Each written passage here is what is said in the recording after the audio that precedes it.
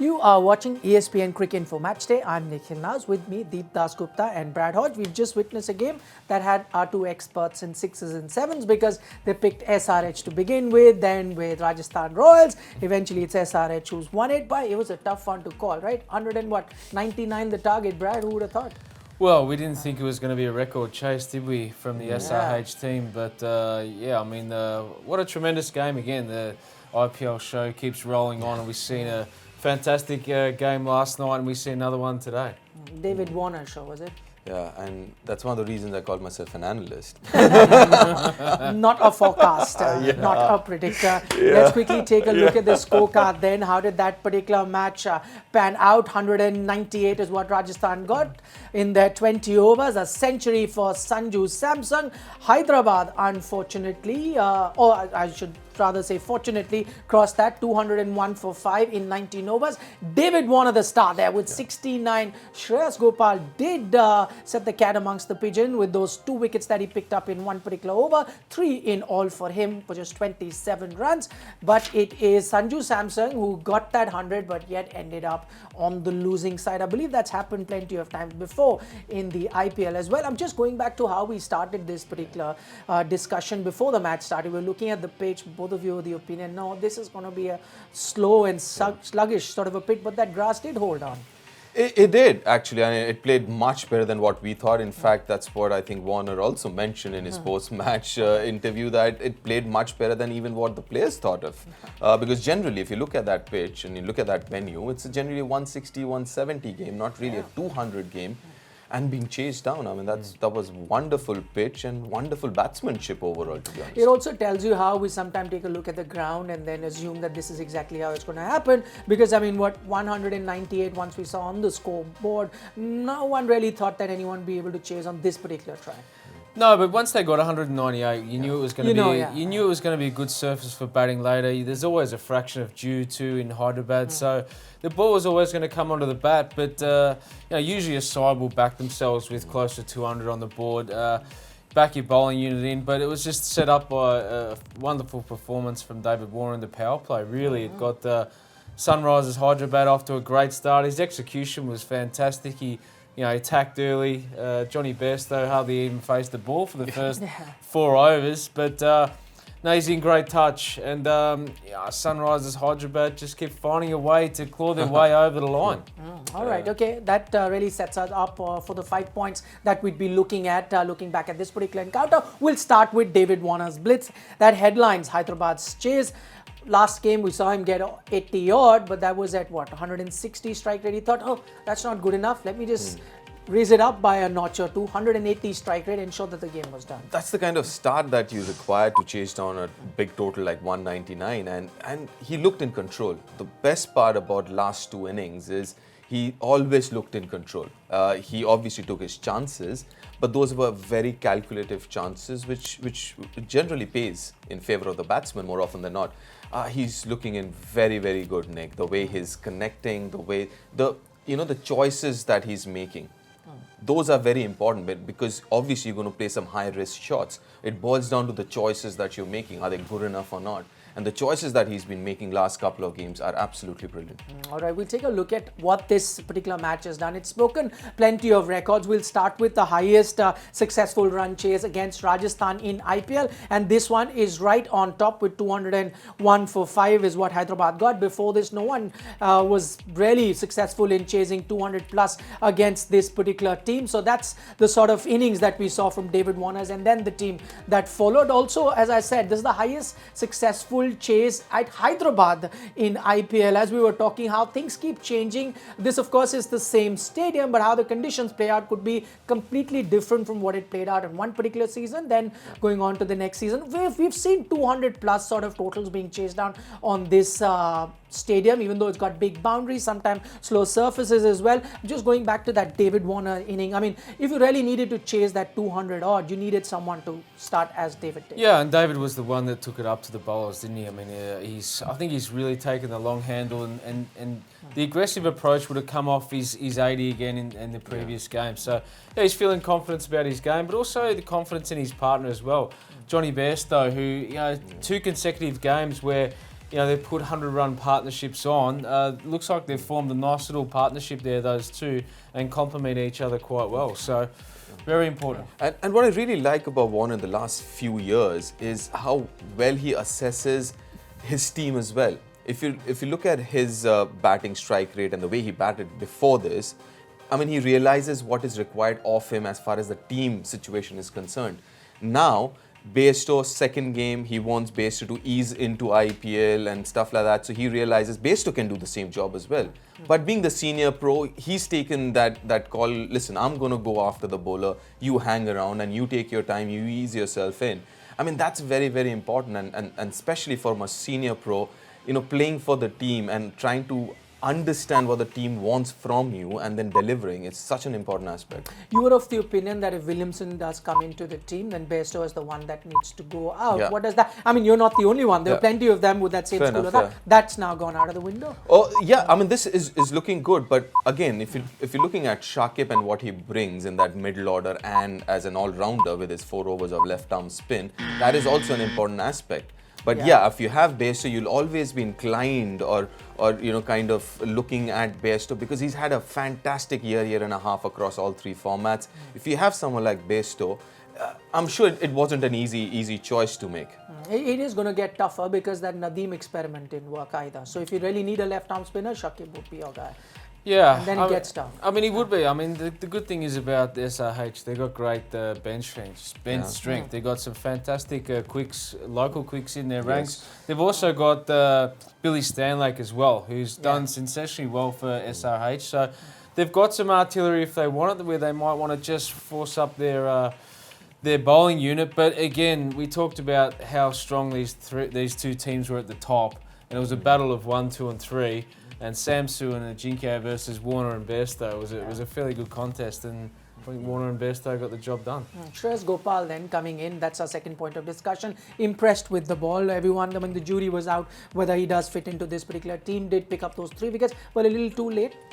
Not really. I mean, credit to... You think they still had a chance? Yeah, obviously yes, because when we were during the mid game after 10-11 overs, and that time it was kind of tricky then because you had 2 new batsmen in Vijay Shankar and Kane Williamson batting at that point in time.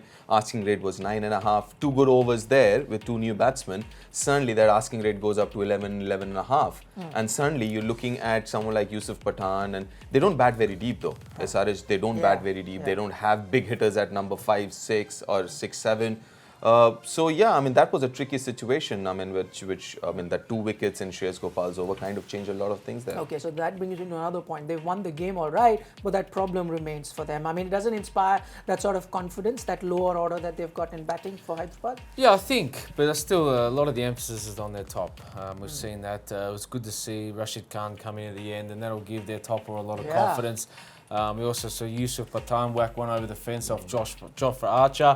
But really I like the middle overs where Vijay Shankar just looked in complete control, came in with a quick 5-30 off 15, kept the momentum going is what those top players did. So, yeah, I mean, we know that this is a pretty good side and there's a lot to like about this side, and they play well at home and they've got a lot of confidence. One word on Vijay Shankar. I know we're talking about David Warner, but that 35 of what, 15 Very deliveries, crucial, very crucial because the momentum, as Haji mentioned, was so important. You've had a good start, but again, when you're chasing down 200, almost 200 total, couple of overs of 5 runs, 4 runs can change the whole thing. So Vijay Shankar when Vijay Shankar came in, Kane Williamson was also new at the crease. So somebody had to keep get that momentum going, and that's what he did, and he did it beautifully. Was striking at almost 200, I guess. Yeah, I hate to bring the World Cup over and over again, but that's the continuous talk in India at the moment. Vijay Shankar, I mean, the jury is still out on him. Everyone's trying to assess him, but he's looking good with every match that he's playing. And now Hardik Pandya did well the other day as well. Yeah, but I don't think he's actually in competition with Hardik Pandya. I think he's in competition with Bati Rayudu on number 4. That I think that's the spot which has been marked for him. His bowling is a bits and pieces bowler. Hardik Pandya is a proper 10-over bowler, can bowl good pace, a good change of pace. He's a conditions bowler, Vijay Shankar, but his batting is impressive.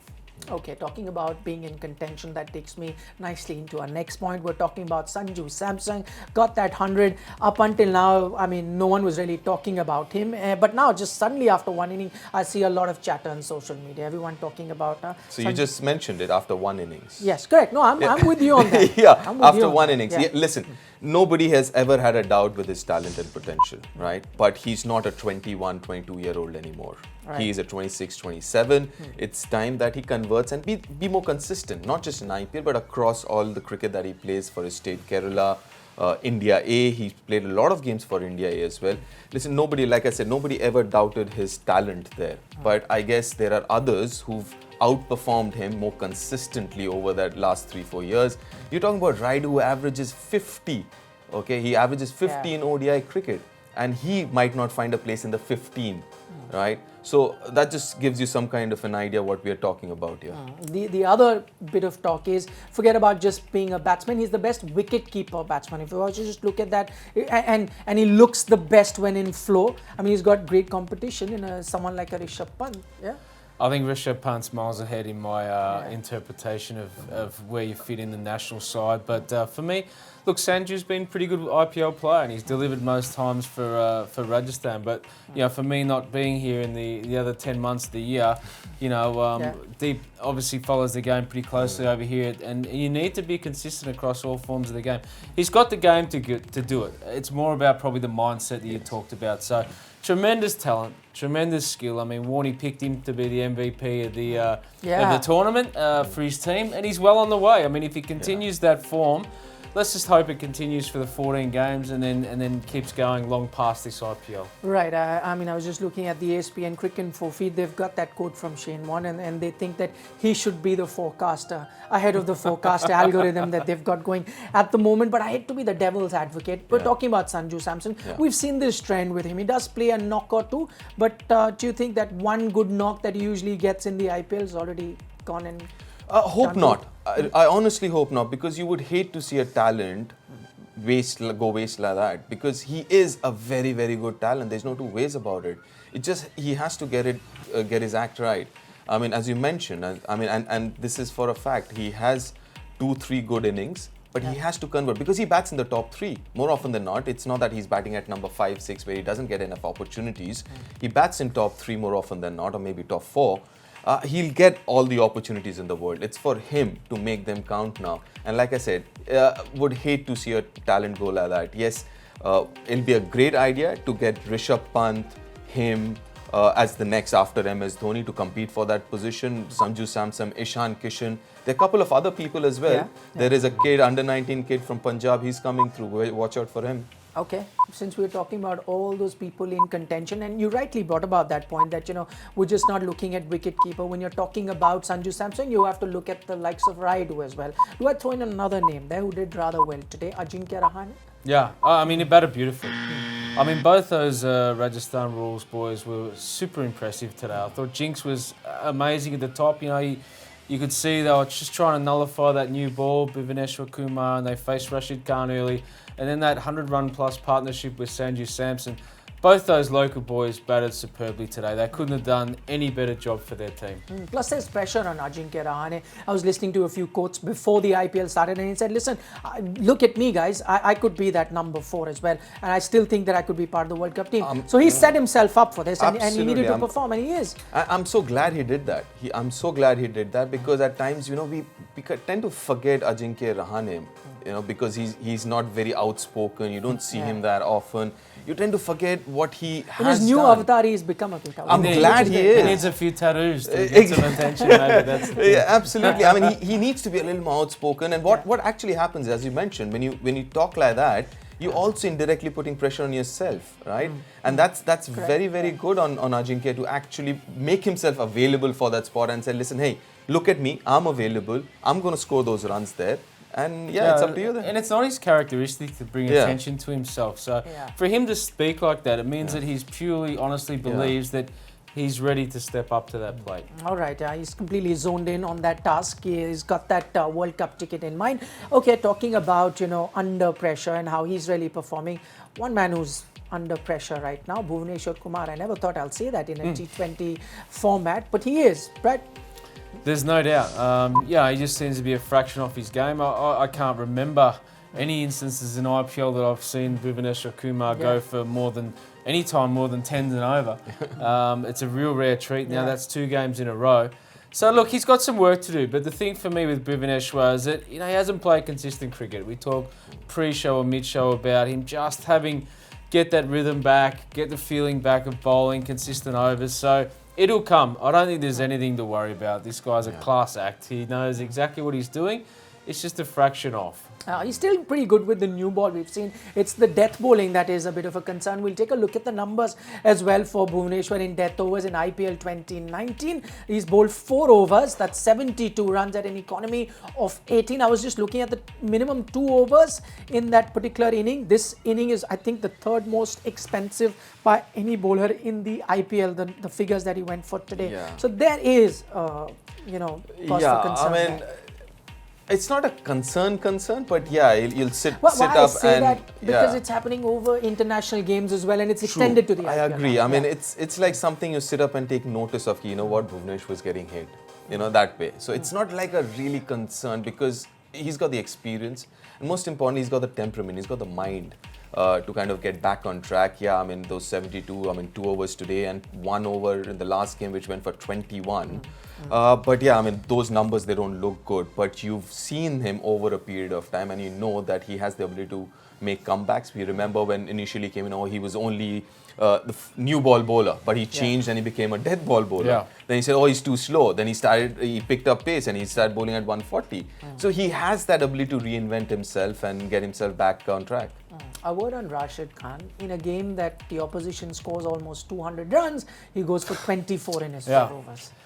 It's not surprising. I mean, I'm not even surprised by one little thing. It's that you might as well just penciled that in before the game. Rashid Khan, 4 overs, economy of 6, 1 or 2 wickets. It's standard practice for such a legend of T20, and he's such a young guy. I mean, he's probably one of the most important T20 players in the world. So it's just a phenomenal effort. Okay, fair but to say. now that he's scoring runs as well, yeah, that just adds up. Yeah, he'll say he's an all-rounder. There's no doubt. He was practicing that shot, and we were all laughing, thinking, he's just trying to show he could have hit it. He did. The very next ball. Okay, 6. He gave away 24 runs in his 4 overs. 6th is the economy. 1 wicket that he took. You think the opposition also would take that? Yeah, give me that much. I'm happy just getting 24 runs because it could get worse for us. Exactly. Yeah. I mean, because the good part is you try not to give him wickets. You say, okay, I'll take 4 overs, 24 without a wicket. I'll take that. But credit to the Rajasthan batsman for actually making use of the other 16. So when you play someone like Sunil Narayan and Bumrah, Rashid, you actually, or Mujib to a certain extent, they're 4 overs, 24, 30, I'm happy with that. Don't give away too many wickets, but it's important to capitalize on the other 16 overs that you have. And I like the way they actually used his pace, tried to deflect the ball fine, didn't try and take him down the ground too much. It was a good tactic. Finally, a word on Unadkat. At one point, we didn't know whether the captain didn't have confidence in him, and that is the reason he wasn't bowling him, or was he keeping him back? Now it seems like because he bowled his 4 overs, seems like that the captain held him back.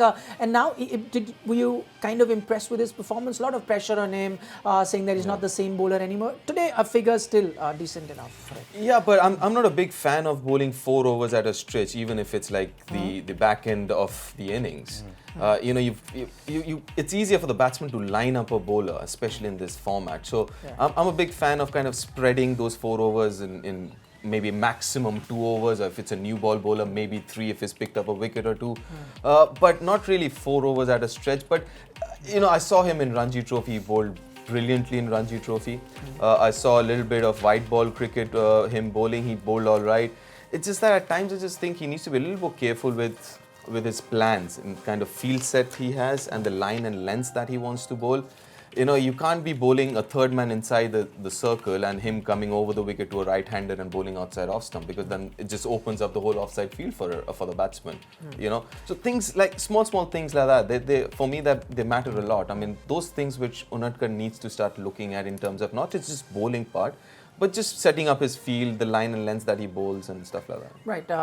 What do you make of his bowling? Unatkat? He's bowled 3 overs, but I say 4 because I mean the captain was all set to give him the 4th over. Had the game gone that far, at least the captain's regained confidence back again. Yeah, I mean, you've got to look at the impact you're having at the game and when you're actually bowling. So that probably needs a little bit more, subjective, thought, I guess, as to where. I mean, he came in late in the game. Already a few wickets have been taken. So I would like to see how effective it was against Warner and so forth early on. That's a bit of an issue, but looks like, Rahane's got confidence in him. That's what he's there for. That's what he's bought for at the auction. Coming in, close the back end of the innings with Jofra Archer. That's your role, that's your job. So in that aspect, he's done his role pretty well. All right, now to the most interesting bit of our show. We get to know, of course, the game is won by Hyderabad, but who's won the Fab Four contest between Deep Das Gupta and Brad Hodge? You already done your calculation. Yeah, he's Have you? I haven't. We don't know. Okay, but let's take a look at what Deep did. Joss Butler 5 points. Bhuvneshwar Kumar gave him Shahbaz Nadeem gave him 20 points. Kane Williamson 14 That points. could possibly be the worst. Yeah. Absolutely. It's worse than yesterday. Okay. Brad Hodge, how did he do? Massive, massive margin. Got no points from Jofra Archer and Siddharth Kaul. It's that David Warner.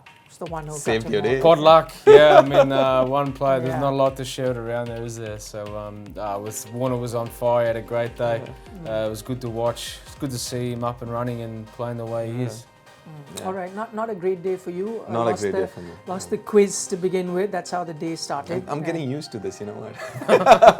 but you have another chance. You have another chance tomorrow.